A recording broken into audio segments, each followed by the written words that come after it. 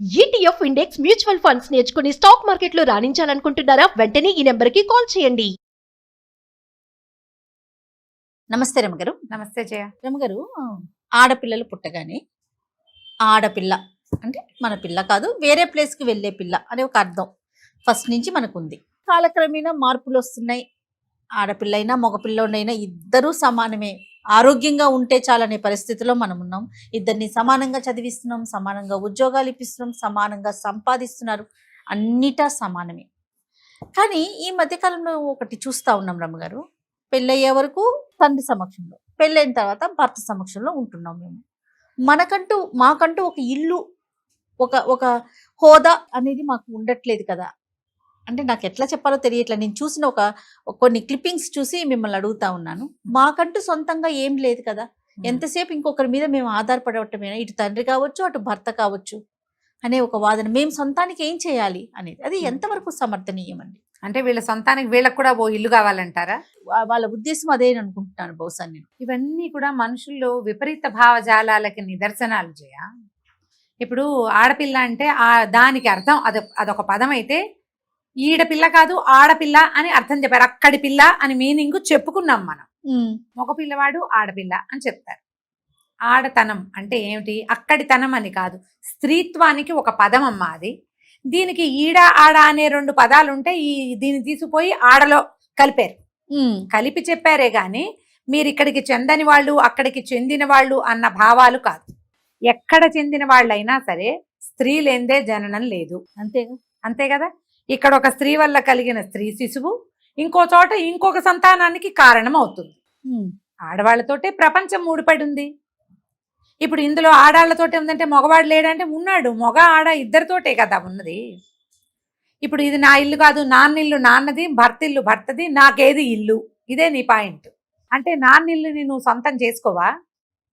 నాన్న నీవాడైతే నాన్నిల్లు నీది కాదా? ఒకటి, నాన్నవన్నీ నీవే, నాన్న ఆస్తి నీది, నాన్న ఇచ్చిన జీవితమే నీది. ఇప్పుడు నాన్నది నీదే కదా, అక్కడ ఉన్న నాళ్ళు అది నీదే. నువ్వు భర్త ఇంటికి వచ్చావు, భర్తని ఎందుకు ఇచ్చారా? మా ఊరికే 4 రోజులు వాళ్ళ ఇంట్లో ఉండి వాళ్ళ పిల్లలు కానీ మన ఇంటికి వచ్చేయమనే కాదు కదా. అతనితోటి శాశ్వతంగా జీవిత పర్యంతం చివరి వరకు అతనితోటి ఉండమని పెళ్లి చేశారు. అతన్ని ఓన్ చేసుకుంటే భర్తిల్లే నీ ఇల్లు అవుతుంది. మామూలుగా మనకి మాటల్లో చెప్పుకుంటాం అదే, అత్తగారిల్లు అమ్మగారిల్లు అంటామా, నాన్నిల్లు భర్తిల్లు అంటారామా లోక సహజంగా. మీ ఆడపిల్ల పదం లాగానే అమ్మ వాళ్ళిల్లు అమ్మగారిల్లు అత్తగారిల్లు. ఏంటి మరి మావగారిల్లు అనలేదు, నాన్నగారిల్లు అంటలేదు అనము. చిన్న బుడ్డాన్ని ఇప్పుడు నీ కూతుర్ని ఏమో పండగ సెలవులకు ఊరు వెళ్తావంటే వెళ్తా అంటది. ఎక్కడికి వెళ్తా అంటే అమ్మమ్మ గారింటికి అంటుందా, లేకపోతే నానమ్మ వాళ్ళ ఇంటికి అంటుంది. నానమ్మ ఇంటికి వెళ్తారు, అమ్మమ్మ ఇంటికి వెళ్తారు పిల్లలు. తాత వాళ్ళ ఇంటికని ఒకళ్ళు కూడా చెప్పరు. ఎవరైనా చెప్తారమ్మా? మీరు చెప్పారా ఎప్పుడైనా? లేదు. ఇది మనం ఓన్ చేసుకోవటంలోనే ఉంది జయ. ఇప్పుడు నాన్న ఇల్లు ఉన్నది, తర్వాత భర్త ఇల్లు ఉన్నది, అవి వాళ్ళవే మావి కాదు అంటే వాళ్ళు మిమ్మల్ని ఓన్ చేసుకోలేదా? మీరే వాళ్ళని ఓన్ చేసుకోలేకపోతున్నారా? నాన్నకో ఇల్లుండి భర్తకో ఇల్లు, నీకు కూడా ఓ ఇల్లు ఉండాలా? నిజంగా నీ ఇంట్లో నువ్వు ఉంటావు, నీతో ఎవరుంటారు? పోనీ నువ్వే ఓ ఇల్లు కొనుక్కున్నావు అనుకో, ఓ పిల్ల ఇప్పుడు ఉద్యోగస్తులు అయ్యారు, ఇది వరకు లేవు ఉద్యోగాలు వచ్చాయి, ఓ ఇల్లు కొన్నావు, నీ భర్త వచ్చి నీతో ఉంటాడు. కొంత జరగచ్చు, ఇలా అవ్వటానికి అవకాశం ఆడపిల్లలు కొన్న ఇల్లే.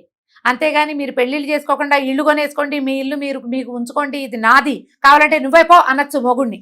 అందుకోసం నా ఇల్లు అంతేనా? ఇంకేమైనా వేరే పాయింట్ ఉందా? నేను దేనికి చెందిన దాన్ని అంటే నువ్వు అందరికీ చెందిన దానివే. నువ్వు నీ లోపల ఇలాంటి భావాలు పుడితే నువ్వు దాని వెనకాల పరిగెత్తి నీతో పాటు ఒక గుంపుని కూడా అలా ముందుకు తీసుకెళ్తే మీరు ఎవ్వరికీ చెందని వాళ్ళుగా ఉండిపోతారు. అది అర్థం చేసుకోవాలి. ఇప్పుడు ఇందులో ఆడపిల్లల్ని డిస్కరేజ్ చేయడం, మగపిల్లల్ని ఎంకరేజ్ చేయడం ఏం లేదు జయ. మనం కూడా ఆడపొట్టుకే పుట్టాం, మనకి ఆడపిల్లలు పుడితే అందరి పిల్లలకి ఉంటాయి. ఏదో ఒక దశలో నాదంటూ నాకు లేదు అని మీకు అనిపించవచ్చు. అవతల వాడు ఆ మాట అనేదాకా తేవద్దు, తీసుకురావద్దు. ఎప్పుడైనా ఇంటికి ఇల్లాలంటారు, అంతే కదా. ఇంటి మగాడు పదాలు ఎక్కడైనా విన్నావా మనం? అసలు తెలుగు భాషలోనే లేదు, ఇంటికి ఇల్లాలే ఉంది. అది కదా మన సంస్కృతి. అదే కదా మన సంస్కృతి. మీకు ఓన్గా కావాలంటే మీ కాళ్ళ మీద మీరు నిలబడాలి. ఈ సొంతంగా నాకే ఒక గూడు నేను ఏర్పరచుకుని నా గూట్లో వంట చిలకలాగా నేను ఉండాలని కోరుకుంటే మీకు ఒంటరితనమే ఉంది, ఇంకా జంటతనాలు ఏముంది, జీవితం ఏది, మా సొసైటీ ఏది మీతో? ఇప్పుడు మీరు అన్నట్లుగా ఉద్యోగం చేసుకుంటున్నారు, సరే ఇల్లు వాకిలి సంపాదించుకుంటారు, తర్వాత ఏంటి నెక్స్ట్? తర్వాత ఒంటరితనమా? కాదు కదా, సొసైటీ మన లేదు ఇటు సంసారం తల్లిదండ్రులు ఏది? ఇక్కడ కూడా మళ్ళీ చూడండి, ఇటు తల్లిదండ్రులైనా చూసుకొని వాళ్ళతో పాటు అయినా కలిసి నువ్వు ఉండాలి, ఉండాలి. నీ సంపాదనతో నీ ఇంటితో, ఉమ్. లేదా ఇంకొకరిని వివాహం చేసుకుని అతనితో అయినా ఉండాలి కదా. అబ్బే నాకు అది వద్దు ఇది వద్దు అంటే మీరందరూ ఒంటరిగా ఉంటారంటే మీ అమ్మలు కూడా ఆ పని చేస్తే ఎలా ఉండేది? మనం ఎక్కడి నుంచి మనం వచ్చాము? ఎక్కడి నుంచి వచ్చేవాళ్ళం? మనం ఇంత సొసైటీ వృద్ధి పొందినప్పుడు అమ్మ ఇలాంటి భావాలు ఏదో ఒక దశలో కలుగుతాయి జయ. మగవాళ్ళ దౌష్ట్యము, పోట్లాట కోరుతనము, వాళ్ళ వ్యసనాలు, వాళ్ళ ఇతరత్ర వ్యవహారాల వల్ల ఏదో ఒక దశలో ఇది నా ఇల్లు నువ్వు పో బయటికి అంటారు వాళ్ళు. మగవారు అన్నప్పుడు అప్పుడు మనకేంటే అయ్యో నాకేం లేదే, నేను సొంతంగా నాకు ఒకటి లేదే అలా అనిపిస్తుంది. నా కాళ్ళ మీద నేను నిలబడాలి అలాంటి ఆలోచన వస్తుంది అనిపిస్తుంది. ఇప్పుడు నీకు ఆల్రెడీ నువ్వు నీ కాళ్ళ మీద నువ్వు ఉంచితే నీ గూడో వాకిలో నీది నువ్వు పెట్టుకోవచ్చు. ఇది అసలు ఆడపిల్లలే రేపొద్దున నేను అసలు భర్త ఇంటికే వెళ్ళను, నా ఇంటికే నేను వెళ్తాను లాంటి విపరీత భావజాలాల్లోకి వెళ్ళడం వల్ల ఏమవుతుందంటే మన దేశం ఆల్రెడీ అమెరికా అవడానికి సిద్ధంగానే ఉంది విడాకులతోటి. ఇప్పుడు ఇంకా ముందుకెళ్తుందమ్మా. ఫారిన్ కంట్రీస్లో 15 వచ్చేసరికి కార్ డ్రైవింగ్ నేర్పిస్తున్నారు జయ, వాళ్ళకి డ్రైవింగ్ వచ్చేస్తుంది. 18 వచ్చేసరికల్లా పిల్లలు ఇళ్లలో నుంచి బయటికి వెళ్ళిపోతారు. వాళ్ళు చదువులు మానేసినా, వాళ్ళకి ఇష్టమైన కెరీర్ తీసుకున్నా తీసుకోపోయినా, ఏం చేసినా ఏం చేయకపోయినా వాళ్ళ మీద పేరెంట్స్ తాలూకు పెత్తనం లేదు. ఆ 10-18 ఏళ్ల లోపల కూడా తల్లిదండ్రులు వీళ్ళని బలవంత పెట్టినా, కొట్టినా, తిట్టినా, ఏదైనా విషయంలో వీళ్ళని బలవంతం చేసినా వెంటనే పోలీస్ కంప్లైంట్లు, పోలీసులు వచ్చి పిల్లల్ని సెపరేట్ చేస్తారు పేరెంట్స్ నుంచి. పిల్లలు వాళ్ళ ఇష్టారాజ్యంగా పెరుగుతారు. వాళ్ళ కాళ్ళ మీద వాడు నుంచుంటాడో పడుకుంటాడో పాకుతాడో వాడి తంటాలు వాడు పడతాడు. ఫ్యామిలీ సొసైటీ అనేది లేదు అక్కడ. అవును, అమ్మ నాన్న వాళ్ళ దారిని వాళ్ళు ఉంటారు, పిల్లలు వాళ్ళ దారిని వాళ్ళు ఉంటారు. సంవత్సరానికి ఓసారో 2 సార్లు థ్యాంక్స్ గివింగ్ డేకి, ఫాదర్స్ డే, మదర్స్ డే, ఈ డేలకి కలుసుకుంటారు. కుటుంబ వ్యవస్థ చిన్నాభిన్నం ఆల్రెడీ అయిపోయింది అక్కడ. అయిపోయాక ఏమైంది, వాళ్ళందరూ ఒంటరితనాలతోటి డిప్రెషన్స్కి లోనైపోయి రకరకాల మానసిక సమస్యల్లోకి లోనై విపరీతంగా థెరపీలు తీసుకుంటారు ఈ లోన్లీనెస్ కోసం. థెరపిస్టులు ఎక్కువ అక్కడ, ప్రతి వాళ్ళకి థెరపిస్టే. పేరెంట్స్ ఉంటే ఉన్నారని లేకపోతే లేరని, నాకెవరు లేరు, నేను ఎవరికి చెప్పాలి, నేనేం చెయ్యాలి, నేను ఒంటరిగా ఉన్నాను, I'm feeling lonely, I'm that this, వీటన్నిటికీ థెరపీలు. మనకి ఇండియాలో ఆ సమస్య చాలా తక్కువ. ఎందుకంటే మనం చివరి దాకా పిల్లల వెన్నంటి ఉంటాం. అప్పుడప్పుడు ఇది సమస్యగా పరిణమిస్తుంది. పేరెంట్స్ తాలూకు బలవంతాల వల్ల పిల్లలు కొంత ప్రెస్ అవుతారు, కానీ పేరెంట్స్ సహాయంతో పిల్లలు బాగుంటున్నారు ఇండియాలో. ఇప్పుడు ఈ ఆడపిల్లలకి నీది నువ్వు ఏర్పరచుకో, నీ ఇల్లు నాన్న ఇల్లు నీది కాదు, భర్త ఇల్లు నీది కాదు, నీది నీకే, నీ ఇల్లు నువ్వు సంపాదించుకో, నీ గూడు నువ్వే ఏర్పరచుకో, అప్పుడు నువ్వు అమెరికా వెళ్ళిపో, ఇండియాని అమెరికాని చేసే నువ్వు. ఈ భారతదేశంలో మనకు ఉన్నది ఏమిటి, సమిష్టి కుటుంబ వ్యవస్థ. మనం అన్నదమ్ములతోటే సెపరేట్ అయిపోయి, అన్నదమ్ములు మనం కలిసి ఉండట్లేదు, కలిసి ఒక చోట వండుకుని తింటలేదు. అసలు మన దగ్గర పూర్వకాలం నుంచి ఉన్నటువంటి ఉమ్మడి కుటుంబ వ్యవస్థకి ఆల్రెడీ నీళ్ళు వదిలేసాం మనం. అవును, వదిలేసి అప్పుడప్పుడు అయినా కుటుంబాలు కలుసుకునే పద్ధతిలో ఇంచి కూడా అసలు కలుసుకొని సంవత్సరానికి ఒకసారి కాదు 10 ఏళ్లకోసారి అన్నదమ్ములు అక్క చెల్లెళ్ళు కలుసుకునే దౌర్భాగ్యపు సమాజంలోకి ఆల్రెడీ వచ్చేసామమ్మా.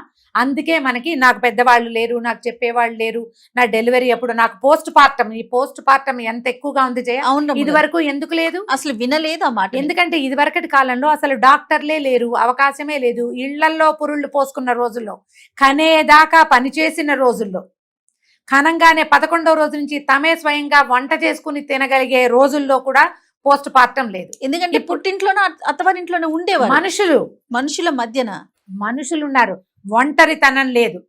ఇప్పుడేమైంది, మీకు పోస్ట్ పార్టం అని అసలు నీకు నెలదప్పి నువ్వు ఒక డ్రాప్ యూరిన్ వేసి చూసుకున్న రోజు నుంచి మొదలుపెట్టి నువ్వు డాక్టర్ల పర్యవేక్షణలో ఉంటావు. ప్రతి నెల చూస్తావు డాక్టర్ని. ఆడ బోళ్ళంత సమాజం ఉంటుంది. ఎంతసేపు నాకు ఇది నాకు అది అని పెడుతూ ఉంటావు, అన్ని చోట్ల కంటావు. కానీ ఏ రోజున కూడా నీ చుట్టూ 5-6 ఉంటారు, భర్తలు వచ్చి నుంచుంటారు. అయినా నీకు పోస్ట్ పార్టం ఎందుకుంది? ఎందుకంటే నీకు మనుషులతో అవసరాలు ఉన్నప్పుడు నువ్వు మనుషులందరినీ తృణీకరించేస్తావు. నీకు మానసికంగా నువ్వు బలహీనపడ్డప్పుడు నీ వెనకాల నుంచోటానికి మనుషులు లేకుండా చేసుకుంటున్నాం మనం. ఇప్పుడు వీళ్ళంతా జస్ట్ సపోర్ట్ చేసేవాళ్ళు, ఆ టైంకి యాక్ట్ చేసి డబ్బులు తీసుకుని వెళ్ళిపోతారు. డాక్టర్లైనా, నర్సులైనా, సర్వీస్ చేసేవాళ్ళు ఎవరైనా అంతే కదా. ఎవరు నీతో ఉండేది, నీతో ఇచ్చిపుచ్చుకునే ధోరణి, నీ ప్రేమానుబంధాలతోటి ఉన్న వాళ్ళు నీతో నుంచుంటారు. నాన్నిల్లు నాది కాదు, మొగుడిల్లు నాది కాదు, నా ఇల్లు నాదే, నాకు వేరే ఉండాలి అని నువ్వు భావిస్తే నీ ఇంట్లో నువ్వు ఒకదానివే అఘోరిస్తావు. దిక్కుమాలిపోవటం అనే పదం చూసావా, ఇక్కడ వస్తుంది అది. ఇప్పుడు నా ఇల్లు నాకేనని నువ్వు, నా ఇల్లు నాకు ఉండాలని ఏ ఆడపిల్ల ఆలోచించండి అమ్మా, అందులో తప్పుందని నేను అంటల్లా. కానీ అది విపరీతంగా పోకూడదు. నాది నాకు కావాలి. మన అమ్మ కూడా వేరే ఇంటి నుంచి ఇక్కడ వచ్చింది, కానీ అమ్మిల్లు అని మనం చెప్పుకోవట్లా. అది పుట్టిల్లు మనకి. అయింది మన కదా. అత్తగారు కూడా వేరే ఇంటి నుంచి ఇక్కడికి వచ్చింది, ఆ, అత్తవారి ఇల్లు వల్ల రేపొద్దున మనం కూడా అంతే అంతే కదా. అంతే. మనం మన బిడ్డలకి అమ్మ వాళ్ళ ఇల్లు అవుతాము, లేదా మగ పిల్లలైతే అత్తవారి ఇల్లు మనమే ఆ, కదా. ఇప్పుడు మీరు గనక పెద్ద అయ్యాయి, ఉద్యోగాలు వచ్చాక నా ఇల్లు నా గూడు నాదే ఉండాలి, ఇందులో నాదే ఉండాలి, నా కథే నడవాలి, కావాలంటే నేనే వీళ్ళని బయటికి పొమ్మనాలి, దిస్ ఈజ్ మై ప్లేస్ అని అనాలన్న ఉద్దేశం నీకుంటే నీ పిల్లలు టీనేజ్ దాటకుండానే నువ్వెవతో పో, నీ కూడా రోడ్డు మీదకి వెళ్తామంటారు. మీరు చూపించిందే, నువ్వు చెప్పిన విద్యయే నీరజాక్ష అంటారు పిల్లలు, అదే కదా అంటారు. మీ తర్వాత సమాజాన్ని గురించి ఆలోచించండి. ఇలాంటి విపరీత భావజాలాలు మనకి ప్రతి దశలోనూ వస్తాయి. కొంత మాట్లాడుకుని సరిపుచ్చుకుని మనం ముందుకెళ్తేనే మనం ఒక సరైన సమాజంలోకి, అంటే ఫ్యామిలీ సమాజాలు పోకుండా, ఫ్యామిలీ సొసైటీస్ డిస్టర్బ్ కాకుండా వెళ్ళగలుగుతాం. ఇలాంటి మాటలు తేడాలు, ఈ ఇల్లు నాది అనే మాటలు మగవాళ్ళు మాట్లాడడం మానేయండి మొదట. మీరు ఇలాంటి మాటలు మాట్లాడడం వల్లే ఆడపిల్లలో ఇలాంటి పిచ్చి భావజాలాలు వస్తున్నాయి. అవును, వాళ్ళు సొంతంగా నాకు ఒక ఇల్లు అంటే ఏ మగవాడు లేకుండా, ఇప్పుడు పెళ్లి కాదు ఎవడో ఒక మగవాడు అయినా కూడా నీకు మగవాడు కావాల్సిందే కదా, అవునా? ఎందుకు ఇప్పుడు అసలు పెళ్ళే లేని సమాజం వైపుకి దారి తీసే పరిస్థితి దేనికి వచ్చిందంటే ఈ నోటుకొచ్చినట్టు మాట్లాడడం వల్ల. ఇది మగ పిల్లలైనా ఆడపిల్లలైనా మీరు ముందు మగవాళ్ళు ఇది నా ఇల్లు నువ్వు పో అని అనకూడదు. ఎస్, వివాహం చేసుకున్నాక మీ ఇల్లు మీ నాన్న కట్టినా, మీ తాత కట్టినా, ముత్తాత సంపాదించి ఇచ్చినా కూడా మీతో పాటు 100% భాగస్వామ్యం మీ భార్యది. ఈ పో అనే మాట మానేయండి. ఆడపిల్లలకి ఈ భావజాలాలు పెరగటం మొదలుపెట్టినాయంటే అయ్యా క్షమించండి, మీకు పెళ్ళాలు దొరకరు. కరెక్ట్. ఇవి తర్వాత మన సమాజం ముందుకు వెళ్ళదు. మీకు ఎప్పుడైతే రిలేషన్స్ లేవో సమాజం బాగుండదమ్మా. అప్పుడప్పుడు ఈ రిలేషన్స్ వల్ల మనం బాధపడతాం, ఇబ్బంది పడతాం. అందుకని అసలు దీన్ని మొత్తాన్ని ఇందులో నుంచి ఎరాడికేట్ చేసేయాలని అనుకోకూడదు. మనం అనుకుంటే ఇంకేముంది, ఎక్కడికి వెళ్తాం మనం? నువ్వెవరో నేనెవరో ఈ ధోరణిలోకి వెళ్తే ఎట్లా? ఆ ధోరణిలోకి మన పిల్లలు, ఆడపిల్లలు వెళ్ళకూడదంటే రేపొద్దున పెళ్ళయ్యాక నీ ఇల్లు వేరే లాంటి మాటలు అన్నదమ్ములు కానీ తండ్రులు కానీ మాట్లాడకూడదు. నువ్వు ఆడపిల్లవి అని అనకూడదు. ఆడపిల్లలుగా ఇప్పుడు లేరు, సమాజం అది మారిపోయింది పూర్తిగా. ఆడపిల్లలే, గర్ల్ చైల్డే అమ్మా నాన్నని సపోర్ట్ చేస్తున్న వాళ్ళు లక్షల్లో ఉన్నారు. ఎప్పుడు అది వాళ్ళు సపోర్ట్ చేయని ఆడపిల్లలు ఉన్నారు, సపోర్ట్ చేయని మగపిల్లలు ఉన్నారు. రెండు పక్కలా ఉంది కదా సమాజం. నాకు ఒక ప్రత్యేకమైన ఇల్లు కావాలని ఆలోచించకండి అమ్మా. ఇల్లు కాదు, మీ కాళ్ళ మీద మీరు నిలబడాలి, మీకు మీరు ధైర్యం చెప్పుకోవాలి, మీరు చదివిన చదువు సార్థకమయ్యేలాగా చక్కగా సంపాదించుకోండి. మన చుట్టూ ఒక నలుగురు మనుషులను ఉంచుకోండి. ఇది నువ్వు డబ్బిస్తే పనిచేసే వాళ్ళని కాదు, సర్వీస్ కాదు, అది కాదు, స్నేహం కావాలి. మీకు ఇచ్చిపుచ్చుకునే ధోరణితోటి ఉండండి. ఇప్పుడు మీది మీకు కావాలి, మీరు ఇల్లు కొనుక్కుంటా అంటే కొనుక్కోండి. ఆడపిల్లలు పెళ్లిళ్ళు మానేసి ఇల్లు కొనుక్కుని మీ ఇళ్లలో మీరు ఉండాలనే పిచ్చి ఆలోచనలు చేయబోకండి. దీన్ని ప్రోత్సహించద్దు. ఒకవేళ ఇలాంటిది కనపడితే ఇలా అనిపిస్తుంది మనకి ఒక్కొక్కసారి, నా సొంతంగా నా ఇల్లు ఏర్పడ్డాక నాకు కావాల్సినట్టు నేను చేసుకుంటాను అనిపిస్తుంది. అంటే అవతల వచ్చే బాధ, ఆ ఇబ్బంది వల్ల అట్లా అనిపించొచ్చు కదా రమ్మగారు. ఇప్పుడు దాన్ని సరి చేసుకోండి. దాన్ని కూర్చుని మాట్లాడుకుని ఏదో ఒక రకంగా ఎవడో సరవనేవాడు మూర్ఖుడు, మిగిలిన వాళ్ళంతా సరవుతారమ్మా. ఎందుకంటే ప్రతి వాళ్ళకి మగకి మగ ఆడ కావాలి. మన ఇద్దరికి మనకి వాళ్ళు అవతల వాడు కావాల్సిందే, వాడికి మనం కావాలి కదా, సర్దుకుంటారు. దీని మీద మాట్లాడుకోవాలి. కానీ తీవ్ర భావజాలాల్లోకి వెళ్ళి సమాజాన్ని రెండో పక్కకి లాగేసే ఐడియాలజీ చెయ్యొద్దు దయచేసి. నమస్తే రమ్మగారు. నమస్తే.